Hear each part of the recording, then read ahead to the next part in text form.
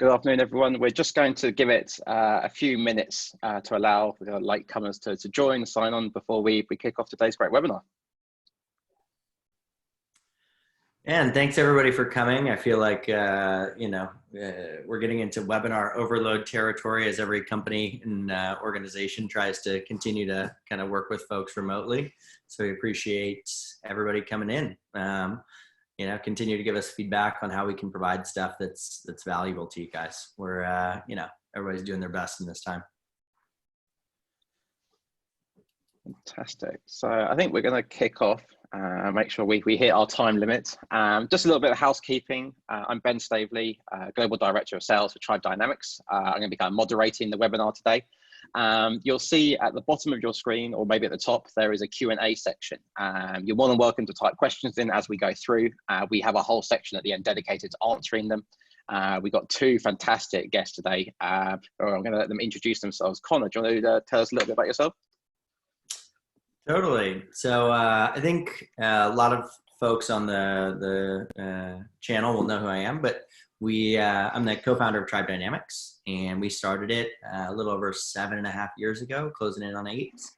And just some kind of background on Tribe for those that don't know. We are a software company that helps brands keep track of their influencer communities and relationships, as well as helps them to understand how they're doing versus their competitors, who their competitors' top influencers are, and then helps you to keep track of all the content that's coming in, like Instagram stories and YouTube videos, etc. And I met Brett while doing some research on my own into really cool platforms that integrate with Shopify specifically in the influencer space. And I'll let him tell you a little bit more about him and about Gatsby. But yeah, that's who I am. Awesome, thanks. Yeah. One story, Conor, that you didn't mention is we actually went to college, same year, same college. The same year, same university, without actually knowing that at the start. Although I definitely leveraged that in reaching out to him. He certainly thought I was spam when I reached out to him, but I did. Took a few attempts. That's good though. Glad you broke through. It's great to become friends with you and build a partnership with you guys. Awesome, thanks. Yeah, and Brett, you want to tell us a little bit about Gatsby and who you are? Absolutely. So Gatsby, I started the company back in 2016, kind of relaunched it though after the Cambridge Analytica situation in 2017, late 2017. And what we do is we make it easier for brands to build out a micro-influencer strategy by using their own customers. So we identified from very early on was that everybody today is active on social media, at least those that are buying on e-commerce and fashion and beauty brands.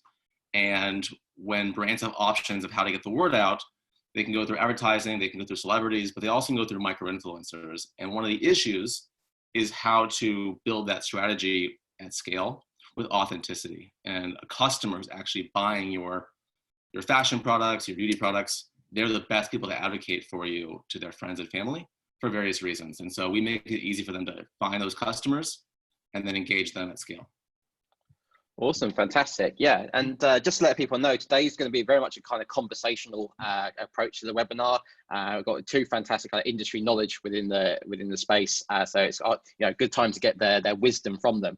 We're going to start by asking Conor a question, which is, what does a healthy influencer community really look like for a brand? Yeah, so I think this is something that's evolved over time as the influencer space has come to more maturity.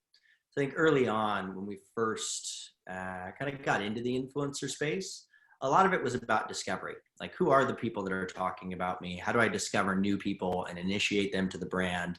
But as the influencer kind of space has become more mature, and as brands' approach to that space has become more mature, what we found to be kind of the key indicator of a healthy community is the retention within that community. And people have heard me talk about that a little bit already. But what that means essentially is, are you doing a good job of keeping the relationships that are supporting you as a brand? So if somebody is talking about you actively, they're tagging you actively, does that person continue to do that over time, or do they drop off? Because I think one of the things that we find with brands is that there's a constant focus on new, without realizing that their existing community is very large and potentially being kind of, underdeveloped or not paid attention to. And so for us, that's what we've seen numerically as an indicator of a healthy influencer community.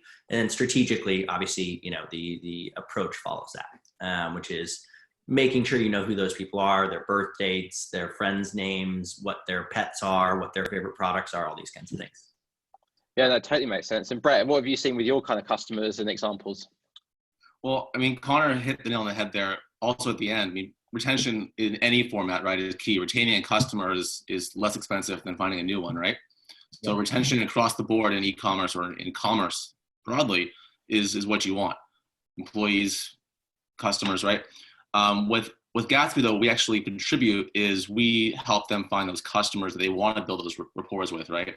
So he mentioned at the end, knowing birthdays, what pets they have, like this sort of real conversation with a brand to their consumer is hard on a large scale e-commerce company, right? You have a ton of customers in many ways, or in many cases, you might be selling through Amazon or third-party sellers, and getting the email address isn't even part of the transaction.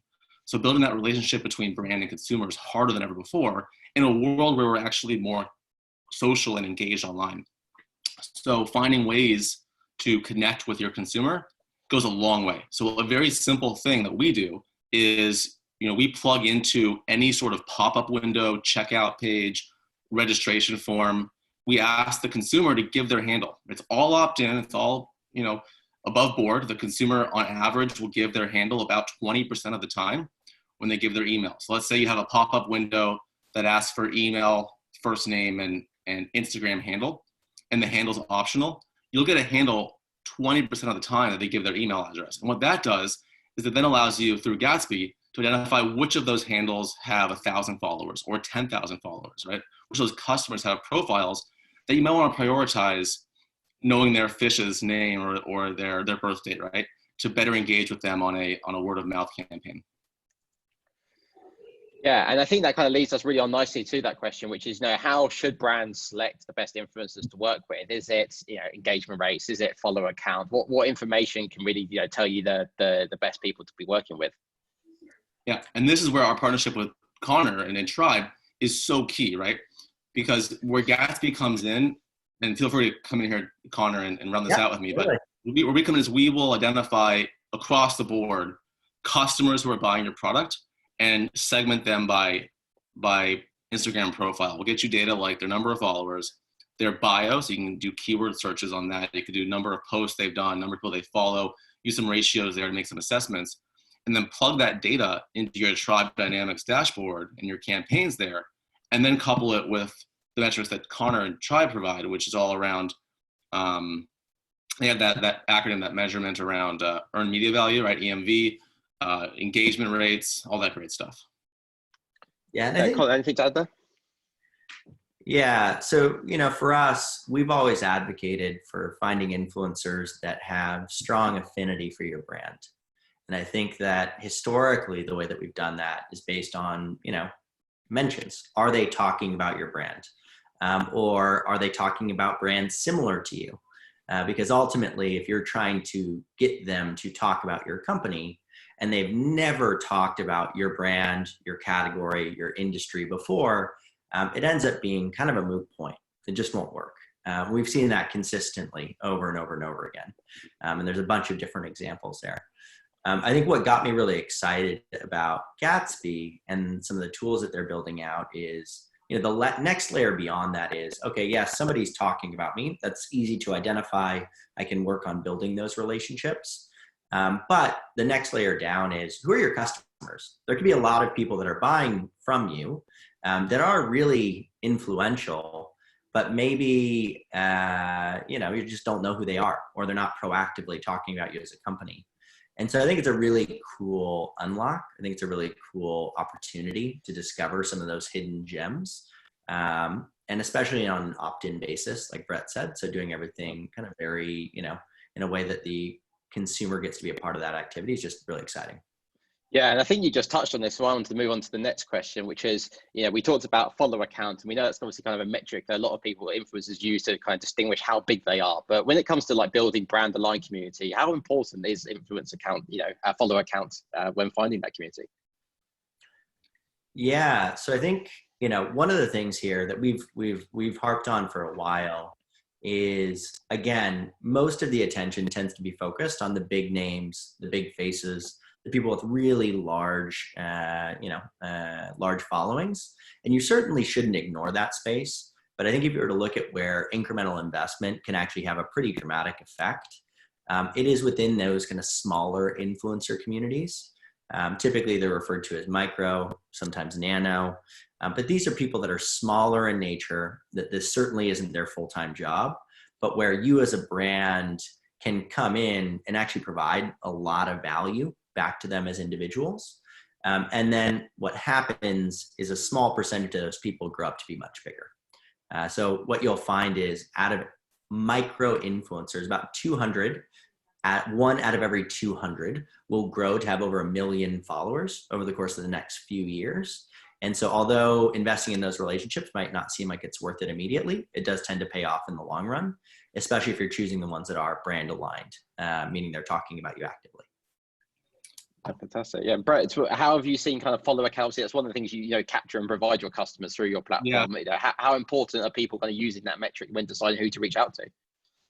It's definitely a leading indicator. So again, I'm going to harp on this concept that at our core, we don't provide you with a brand with influencers, but rather we start at the first most important base, which is their customers first and foremost, right? It's people that are buying your products first and foremost. That's who you're finding data on. And then the next indicator we provide is their follower counts, right? Which is just one more layer of filtering you can use. And because, like Conor mentioned, where we really shine is in the micro and the nano space, right? So we find, this is what I think is just incredible, being somebody who has 500 followers, so it's not that many. We have fashion brands and beauty brands that are doing upwards of 25%, are finding that 25% of their customers have above 1,000 followers each, right? So let's say you have, you capture 10,000 people a month, which is not hard to do with Gatsby. You throw a handle capture on there. You can imagine that at least 2,500 of them have this following size that qualifies them as a micro influencer. And what you can do with Gatsby and with Tribe is you can go out en masse and have these real customers who are actually buying your eyeliner or your face masks, go and tell their friends. And that audience, this is what's so cool about the 1,000 to 10,000 follower threshold, is that that audience is very engaged, right? So a person with 1 million followers plus would be lucky to have a 1% engagement rate on their posts, right? Feel free to chime in there, Conor. You have a lot more data on this, but that level influencer, 1% is pretty average. A person with 1,000 followers might have 12 to 20% engagement rate. So if you can enlist an army of people that collectively reach 1 million followers and have all of them share, the engagement rate is 10 to 20x, right, of what it would be. Massive needle mover, and when you can really do this at scale. So what makes this one step further even cooler is that the cost for each of those is even cheaper, right? Because a person who's not out there making a business out of their following, like, okay, I'm looking right here. This is a little side story. I'm looking at my Yeti. I love my Yeti mug. I use it every single day, especially in the quarantine, to make my own coffee. And if Yeti reached out to me and said, Brett, we love your recent purchase. Your Instagram is great. Would you mind sharing a picture of your Yeti on your Instagram feed? I would say, yeah, I love you guys. And that's all it would take for me to do it, is feeling that the brand knows me and wants me to help them. And that's way cheaper than what a brand's paying a celebrity. Yeah, I think that's a really interesting point. Just reaching out to these people that have such high engagement and have that, brand advocacy is kind of an easy way. But could it be interesting to obviously get some other examples from you on, what are the different ways that a brand can leverage its influence community to kind of drive that immediate space? Mm-hmm. Yeah, so I think this ends up functioning very similarly to PR, which I think people have heard me say before, which is, the better the relationship you have with somebody, the more likely they are to talk about you. If you get your product into their hands, makes it much easier than them having to go out and buy your product. I think historically, this has been driven by events, experiences, which are going to have to be transitioned to the kind of digital space, but will happen over time. I think one of the examples I saw really recently that I think is really, really cool is the one that Fashion Nova did. It's called Fashion Nova Cares. And they might have actually used a Gatsby form on this. I know they're a Gatsby customer. but it asked you to insert your Instagram handle, your name, and then tell a small story about how COVID has affected your life. And then they were giving away, I think it was $1,000 an hour to different people that had been affected by the events, and then highlighting those people. And that I just thought was a really cool experience. I mean, obviously not everybody has $1,000 an hour to give out, but the idea of integrating people's experiences, real life experiences, into the brand experience, and doing that in a digital format was a pretty cool way to leverage it. Cool. And yeah, Brett, I know obviously your platform offers some sort of like, automated way of, helping with that outreach as part of the tool. What other ways do people engage with influencers? Yeah, so we offer automatic email based upon follower size that we can send out. We also connect to different sources, whether it be Tribe, but also things like Klaviyo. It's a big partner of ours, so that you can create segmentation inside of your Klaviyo. So to say, let's start a drip campaign to customers that have between 1 to 10K followers. Steve Madden, I'll mention them. They're a great brand and customer. They use us as well with Klaviyo. So, for example, if they want to find customers who bought a particular shoe from them and have certain followers, they can really refine that segmentation through our Klaviyo Gatsby integration, and then reach out to those customers directly to ask them to share their love or their feedback on that particular SKU. And then the third one that's just emerging as a use case here is actually using this information to refine your advertising audience list as well. So going out there and doing lookalike audiences to say, people who look like my customers with influence, let's target them on ads. And all it goes back to, again, this core, these are people who actually, like me, love my Yeti, which by the way, is not a customer, I just love my Yeti. And here I am sharing it on this webinar. And that's what, what Conor says, people that are actually out there talking about you feel a connection to the brand. I went to the Yeti store. That's why part of the connections here, I felt connected to that brand, and building that connection in any way you can is what really moves the needle.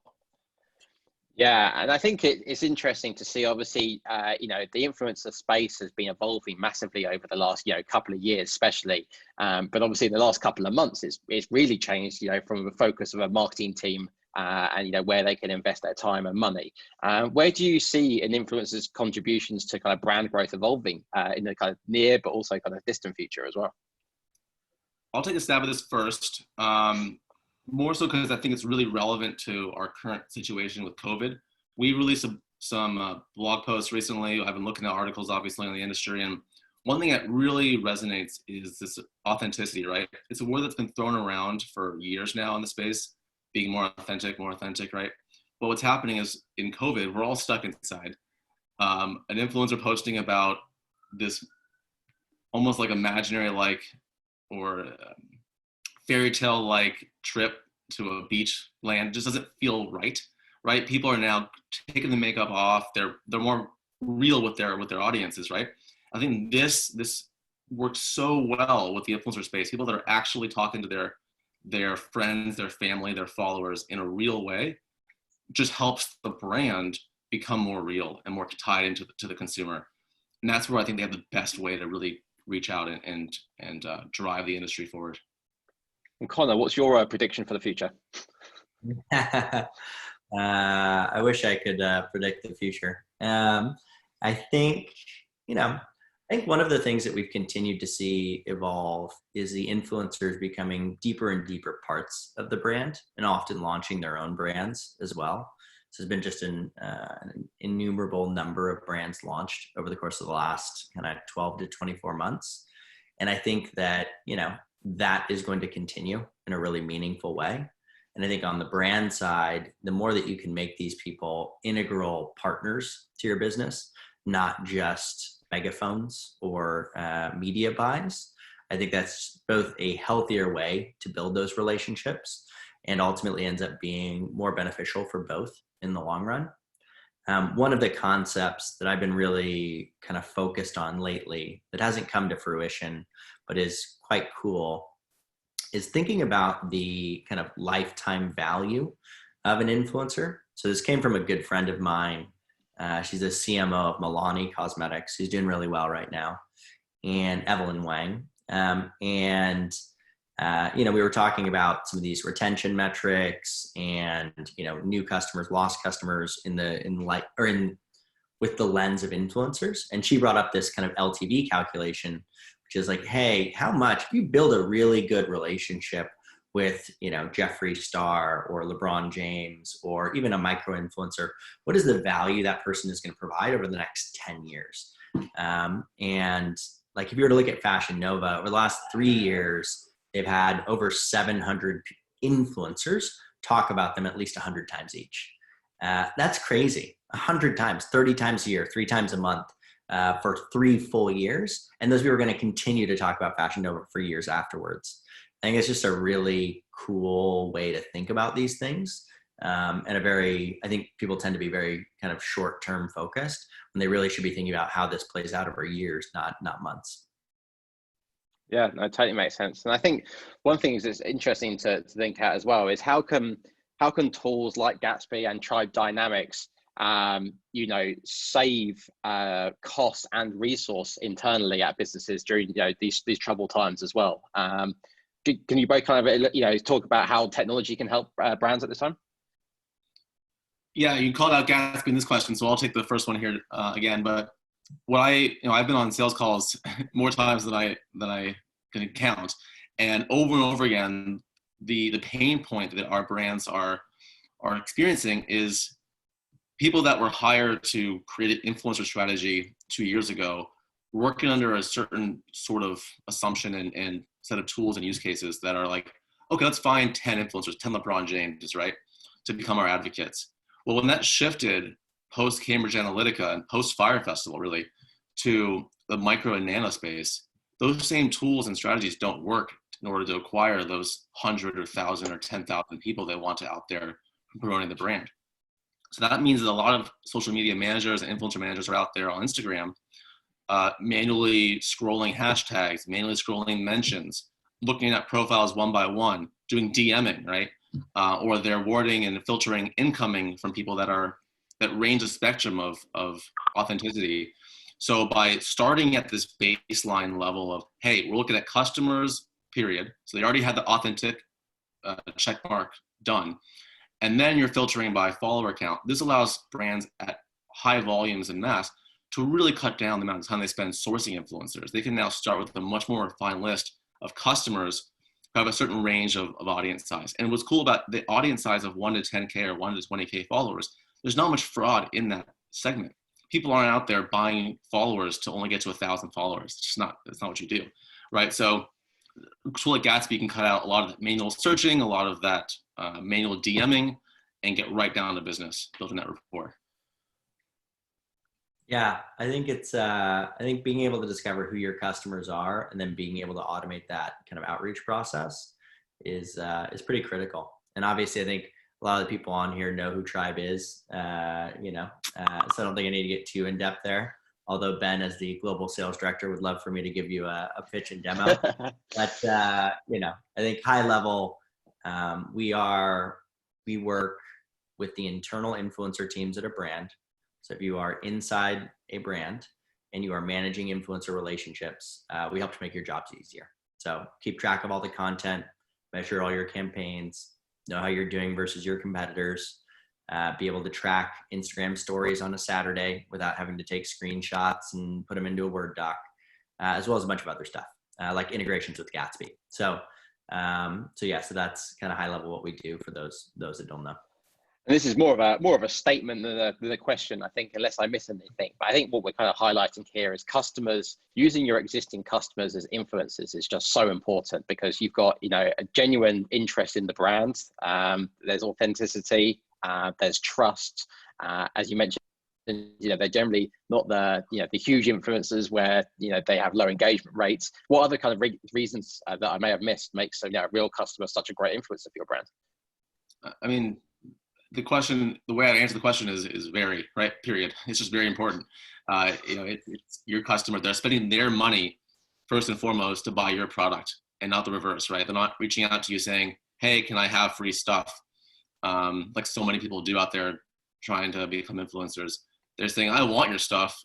And then you're reaching out to them in a programmatic way saying, thank you. Your Instagram feed's awesome. How about a collaboration? And that dynamic, I have chills thinking about how much just better that is than the reverse. For sure. I think it's it's a really good way to source people, particularly people that may not be actively talking about you but could. So yeah, that's great. Awesome. We have approximately 4.5 minutes left for Q&A. As I mentioned, there is a section at the top or the bottom of your screen. I'm not sure where it entirely is. You can type in any question. It doesn't have to be about anything we discussed today. It could be challenges you're facing in your influencer program, or anything else, and we can help to answer them. You can also ask why there are so many pictures of fish in the background of my video. It's also an acceptable question.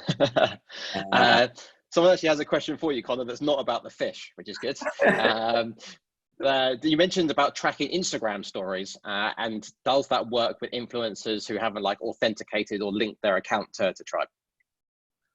Yeah, so the way that we track the Instagram stories will be any kind of publicly available IG stories.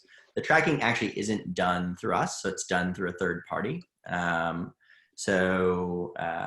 We can kind of, if you want more specific information, just email us. We're happy to fill you in. But we actually work with a third party on tracking that data, and then it gets integrated into the Tribe platform, similar to working with Gatsby and then having your, so basically what happened with Gatsby is we identify that a customer, or Gatsby identifies that a customer who gives you their Instagram handle has above 5,000 followers. Okay, we want to add that to the Tribe platform so that the influencer team can start managing that relationship. The way that we track Instagram stories works the same way. So you'll sign a third-party agreement and then have it integrated into Tribe specifically. Cool. There is a question about the fish, but we'll leave that to the last. There's a question here, which is, what's your advice to brands that are just launching and building out their influencer strategy? So, the startup, what's the best way to get going? Yeah, I mean, I think there's two ways, right? So one way is the Brett way, which is like, hey, let's look at who our customers are. And especially when you're a new brand or a small brand, you can really get to know who your customers are intimately. I think second is, okay, say that you're launching a brand in the athleisure space. Well, you want to find people that have been talking about athleisure historically.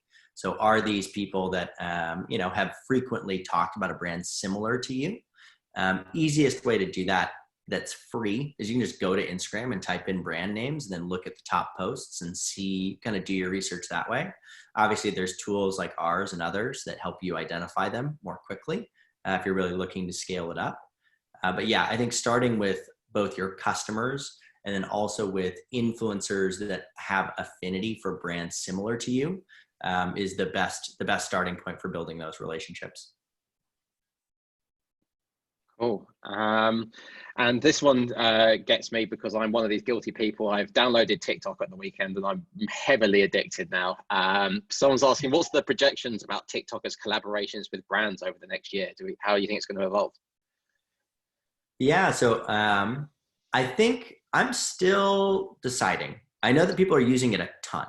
And I think that there's actually a lot of, I was going through TikTok last night in bed with my wife, and like she was just, watching a bunch of makeup collaborations. It's like, oh, that's pretty cool. So I think we'll see. I don't really honestly know that I have specific projections other than it seems to be a key platform and we're going to start tracking it. That's the only projections I have. And then we'll see kind of how that plays out over time. Well, I'll add to that too a little bit because I remember when I started Gatsby, Snapchat was the big thing, right? Brands were like, when are we going to get on Snapchat? And the difference here, and Snapchat obviously has kind of fallen off. The difference I see here is that TikTok launched with a lot more openness, whereas Snapchat was closed. So the ability to get in there and build on their platform is much easier. So for that reason, I'm like you, Conor, I don't have exact predictions, but I do think it's more likely to succeed for collaborations than Snapchat was. Yeah, I think they're also being more proactive in like celebrating creators as well, right? So it's less like Snapchat always had the vision of being like a peer-to-peer messaging platform that had integrated photos and videos, versus TikTok is not about your friends. It's about discovering the really cool content creators out there that are doing really innovative stuff. Mm-hmm. And so, so I think I think it's much more likely to stick around. I wouldn't be surprised to see more branded content as well. Let me actually clarify here for Anne. When I said brands build on, I kind of meant partners like Tribe or Gatsby or other tools, the APIs for them and are much more available. Yeah, they're making it a lot easier for kind of an ecosystem of other technology companies to kind of utilize its data and its content as well. So I think that'll definitely help, as we've seen with other successful social platforms in the past. It's kind of the key to success. While I show the last slide, which is contact details, obviously both of our websites and email addresses. So if you do have any questions, Conor can tell us why there are so many fish, because that is the remaining question. Yeah, you can go visit our website. Both got fantastic blogs where load of industry information. Obviously, email addresses, you can contact us. I think we both have live chats on our site as well. So if you've got any sales inquiries, you can go there, fill them out, and someone will be in touch. So it's my father-in-law's office, and he's obsessed with fishing. So there's many fish. If you could only see how many fish there were in this room. The good thing is, actually, Anne just called me out, which is good. Will the session be recorded? It will. It's all been recorded. Our content team should have a blog and a YouTube video up probably within the next couple of hours after this finishing. So it'll be there. Yeah, we'll share it in our Friday roundup email. Awesome. Thank you so much, everyone. Thanks, Brett and Conor, for joining today. It's been fantastic. Thanks, Conor.